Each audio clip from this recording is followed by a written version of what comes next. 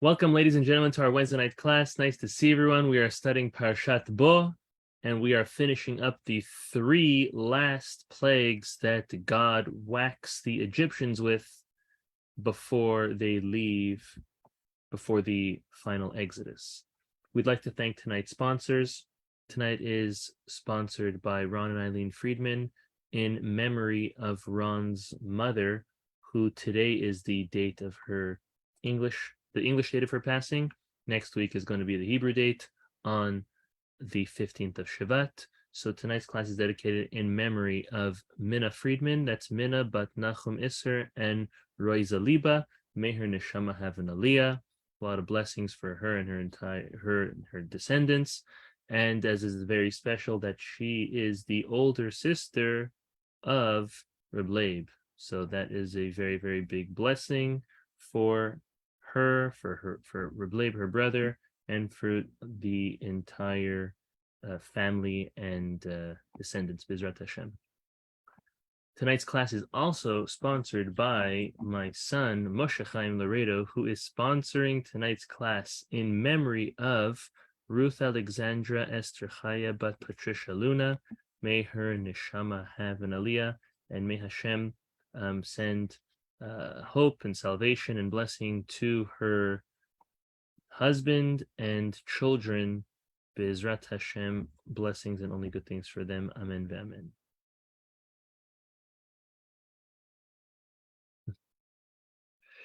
Okay, we are starting the class. So, what Reb Leib discusses this week is the great difference between all of the plagues in comparison to the 10th, the final plague. So let's take a look at the screen. It's a fascinating, fascinating novelty. I truly appreciated reading and preparing this class. So look at this. This is by the 10th plague, before the 10th plague. It is in Exodus 12:12. V'avarti be'eretz Mitzrayim b'layla hazeh, and God says, I will pass through the land of Egypt on this night. V'iketi kol bechor be'eretz Mitzrayim, and I'm going to smite every firstborn of the Egyptians, me'adam ad be'ema, from man to beast. V'chol Elohei Mitzrayim eseh shvatim ani Hashem, and upon all the gods of Egypt, I wreak judgment, the Lord. Okay, so let's look at the next verse. Basically, this is telling us that God himself is coming down and he's going to slay the firstborns. Next, what does he tell the Jews to do? V'haya hadam lachem leot al habatim. And the blood from the paschal sacrifice will be for you a sign upon the houses, asher atem sham, the houses that you will be in. Vera'iti et hadam, I'm going to see that blood on the doorposts. Ufasachti alechem, and I'm going to pass over you. V'lo yebachem negef, and there will not be a plague, the mashchi, to destroy you. Ba'koti meretz Yitzrayim, when I will be smiting the people of the land of Egypt. So, just as a quick recap, the first is that God says he is going to smite down the firstborns of the Egyptians. And how are the Jews going to be protected? They're going to be protected by the mere fact that they're going to have the blood on their doorposts. Rashi asks a question. He says, why is it that Hashem needs a sign on the doorposts of the houses of the Jews? Doesn't he know everything? Doesn't he know who's inside? Jews inside, non-Jews inside, Egyptian. Like, why does God need this sign that the Torah says is going to be, that this blood is going to be? So Rashi tells us, Hashem said, I'm looking down to see who's going to be busy fulfilling my commandments, and then I'm going to pass over you. This is what Rashi says. So on this Rashi, Reb Leib asks a bomb question, like an amazing, amazing question. He says as follows. He says, why is it that specifically God commanded and needed the Jewish people to be busy with mitzvot, with good deeds and commandments, to spare them from the slaying of the firstborn from the 10th plague? When it came to any of the previous 9 plagues, God spared them, but there was no effort, involvement the Jews had to do to protect themselves. They didn't have to fill any mitzvot to protect themselves from not being slayed by blood, frogs, lice, wild animals, none of them. Yet when it comes to the very last plague, Hashem gives them mitzvot, says, now you need protection. What changed? So Reb Leib actually gives us an example, and he says, if you look at the fourth plague, the plague of the wild animals, take a look at your screen. Exodus chapter 8, verse 18. V'ifleti bayom ahu et eretz Goshen asher ami omed aleh leviutiot sham arov leman teda ki ani Hashem b'kerev haaretz. He says, and I will separate. Look at this. God is making a separation between the land of the Jewish people and the land of Egypt, so that there's not going to be any animals that are going to be going into the land of Egypt. So there's a clear difference, separation that's being done over there. By the fifth plague, the plague of pestilence, chapter 9, verse 4, look what it says. V'hifla, again, and the Lord, V'hifla Hashem ben miknei Israel ben miknei Mitzrayim, and Hashem made a separation between the livestock of Israel and the livestock of the Egyptians. Again, but there was no mitzvah or deed that was done, or involvement that was done by the Jewish people. Same thing as by the plague of darkness, and same thing, by the seventh plague, the plague of hail, and the ninth plague, the plague of darkness. So for all four of these, the Torah says Hashem separated between the Jews and the Egyptians. Absolutely no action that was done on behalf of the Jews.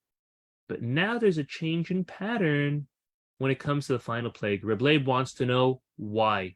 Why does it seem like the Jews have to do something to be protected this time, and the previous 9 times they didn't? So Reb Leib beautifully gives two answers, two completely separate answers. The first one's a little more basic, and the second one is a little more intricate. The 10th and final plague, Reb Leib says, was very different than all the other plagues. Why? By the first 9 plagues, we see that they were done via a messenger.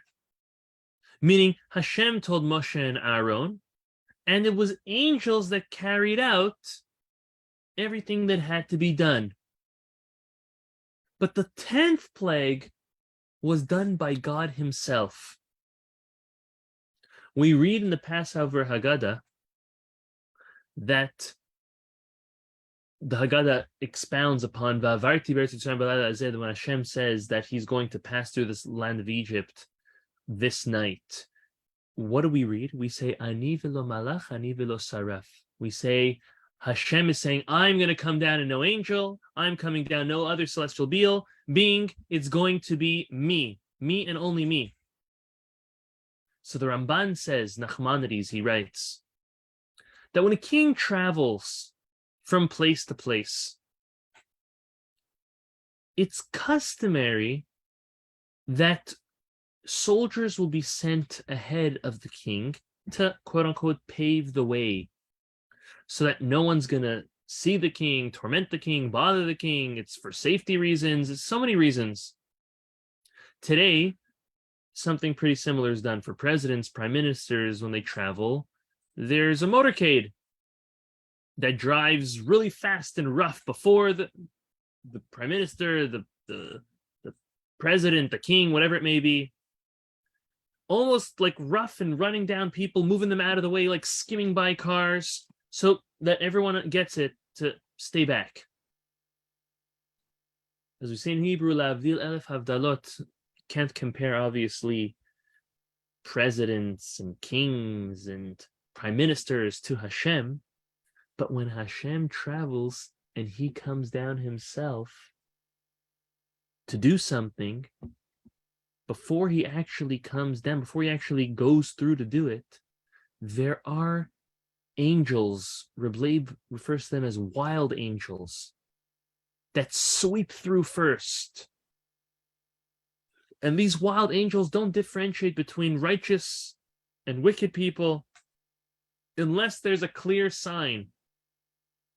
And this is why Hashem commanded the Jewish people to slaughter the Pesach sacrifice, to slaughter the lamb, and to put its blood on the doorposts of their homes, so that Hashem, when he sees that the Jews are busy fulfilling his mitzvot, he'll be sure to let know those wild angels that pass through when God himself comes down, Don't touch them. Don't bother them. Look at chapter 12, verse 23. Ve'avar Hashem lingofet Mitzrayim. And the Lord will pass to smite the Egyptians. Ve'rai ta'adam ala mashkof, and he will see the blood on the doorpost. Ve'al shtei mezuzot ufasach Hashem ala petach ve'lo yiten ha'mashchit lavo al batechem lingof. And Hashem will not give the mashchit. Who's the mashchit? The destroyer. Who's the destroyer? The destroyer over there is talking about those wild angels. Look over here in English. He will not permit the destroyer to enter your houses to smite you. Of course, when it comes to Hashem, Hashem knew, says Reb Leib, who was Jewish and who wasn't.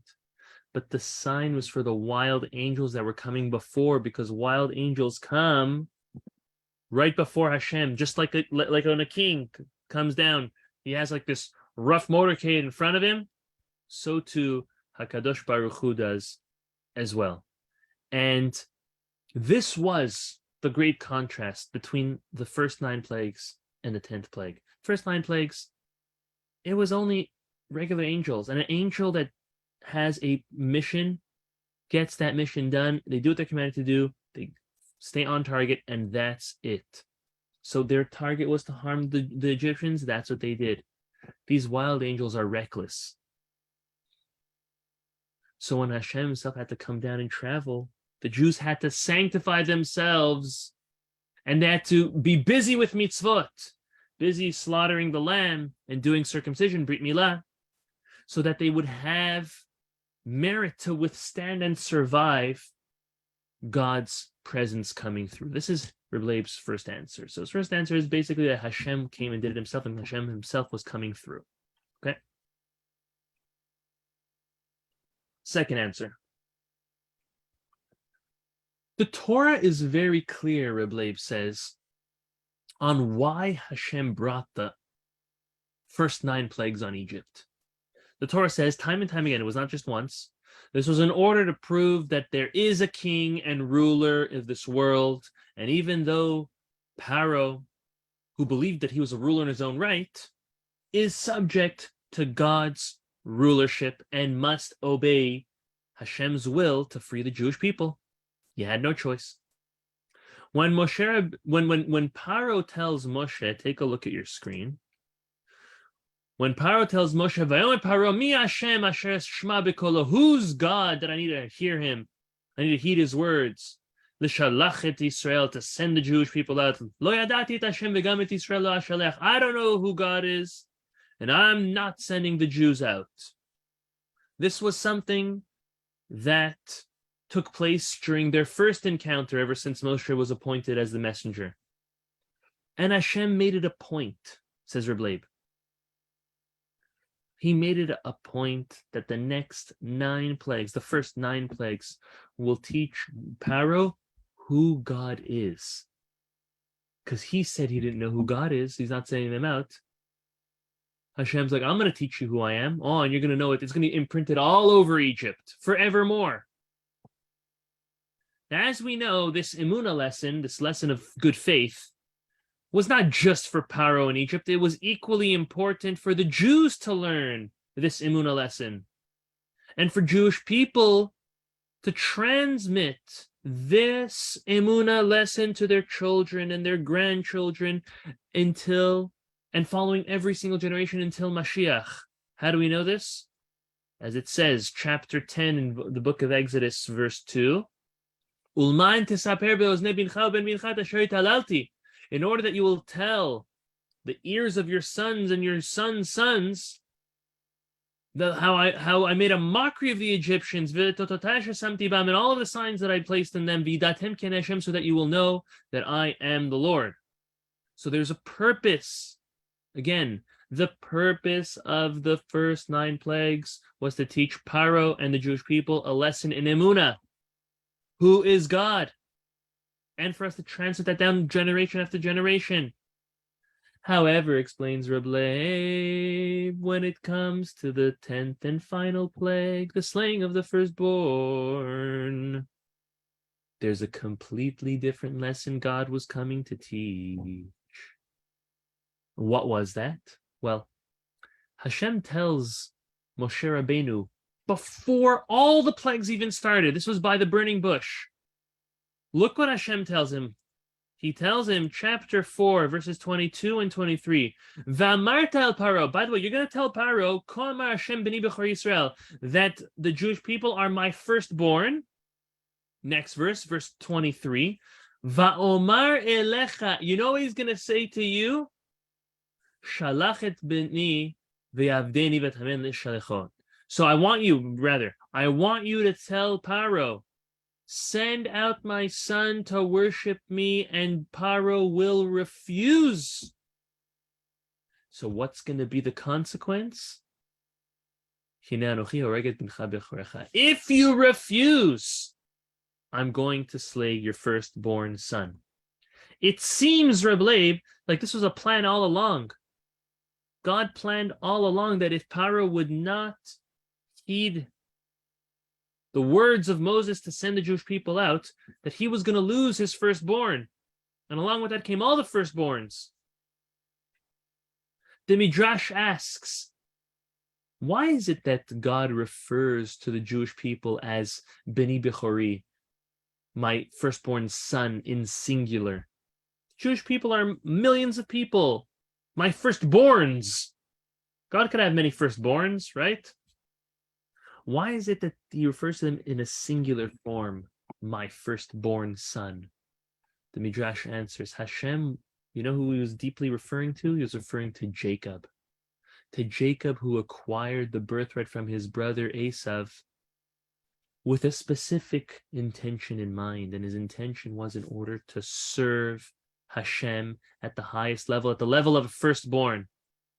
So Hashem is telling Moshe Rabbeinu, tell Paro, if you withhold my firstborn from serving me, I'll withhold your firstborn from serving you. I'll kill him along with all the firstborn Egyptians. This is what the Midrash says. So Reb Leib says it's clear. Hashem's lesson is that he was teaching Paro all along that only now it is very clear by the 10th plague that Hashem operates midah keneged midah, measure for measure.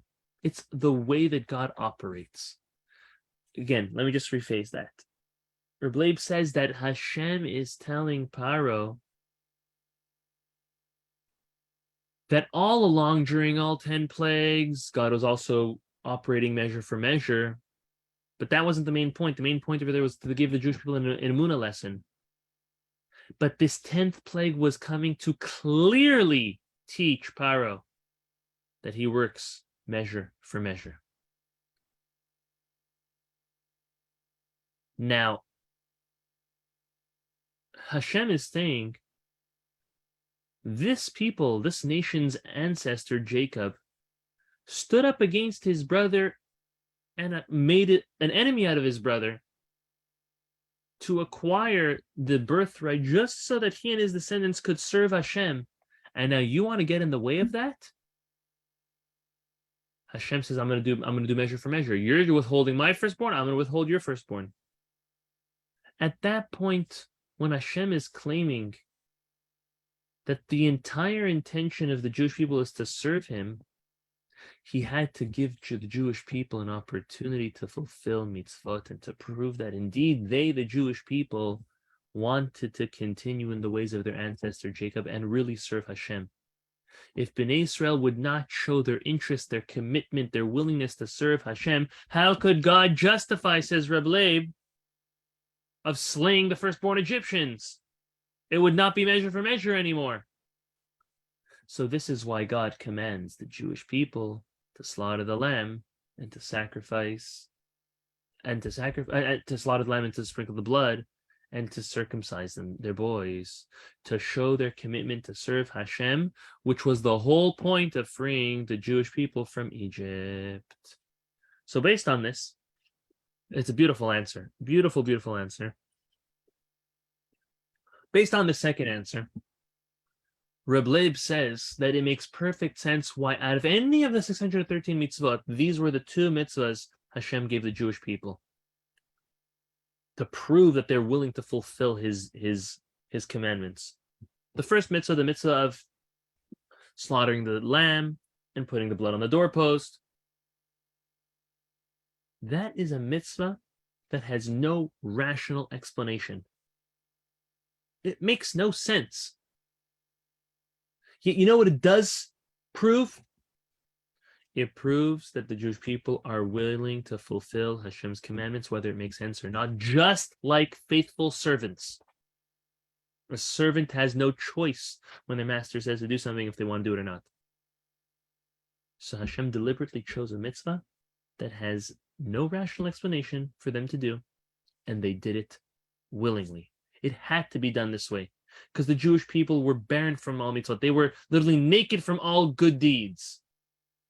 They needed a major boost to save them. So a regular mitzvah wouldn't have done that. A rational regular mitzvah wouldn't have done that. They would have told them to honor their parents. They would have told them to not kill, to not steal. All these things are rational. They make sense.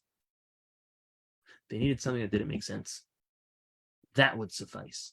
Now the second mitzvah, the mitzvah to do Brit Milah, circumcision, also makes perfect sense. Why? Because the whole point of a Brit, of a covenant, is to show complete servitude to God. And doing the Brit Milah for the Jewish people at that time, like today, was and is the greatest sign of willingness for them to do anything Hashem says, just in order to follow the footsteps of Avraham, Yitzchak, and Yaakov, our forefathers. Besides for the fact that circumcision is an irrational mitzvah, also it's a chok, doesn't make sense. Okay, today we say it's for health reasons, but for thousands of years, many men have not circumcised and they've survived well. We don't do it for health benefits. We do it because it's a chok. It's a non-rational mitzvah that God commanded us to do. That's why we do it, just like the Paschal sacrifice.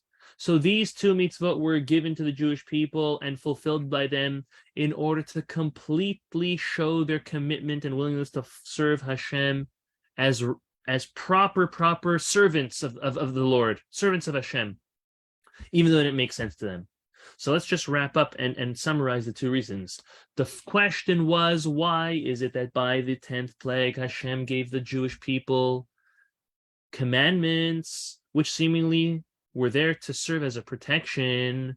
By the first 9 mitzvot, it didn't seem like they needed any protection, yet they were still separated from and being harmed. Answer number 1 is because it was different. This time Hashem was coming down himself. Hashem was coming down himself. They needed special merit to survive that, specifically the wild angels. Second answer was because the Jewish people had to actively show their commitment to God before coming out of Egypt, before being taken out of Egypt, because the only reason why Hashem was punishing their firstborns was measure for measure. If you want to punish the Egyptian firstborns measure for measure from withholding Hashem's firstborn, but the whole point of the firstborn is to serve Hashem. If the firstborn Bnei Israel is not serving Hashem, not actively serving Hashem, showing willingness to serve Hashem, so there would be no justification to slay the firstborn Egyptians and spare the Jewish people, which are Hashem's firstborn. I think we have tremendous lessons that we can learn from this concept, from this parasha. And one is the fact that, yes, Hashem shows no favoritism, but the fact of the matter is that we are the chosen people. We are the people that Hashem gifted the Torah and the mitzvot to live our lives a certain way. It's a opportunity, it's a responsibility, it's a burden, it's joy, it's everything all at once. It all depends how you look at it. But when we see that our Torah has specific directives and a path for us to succeed, that is our greatest gift. So yes, we're held at a higher standard, but there is more merit and more reward to that as well. So Hashem should bless us, that we should recognize our great love that Hashem has for us, and take that love and take the restrictions and also the additions that we all have being Jewish, and we should thrive with them, enjoy them, and grow and succeed with them. Amen. Amen.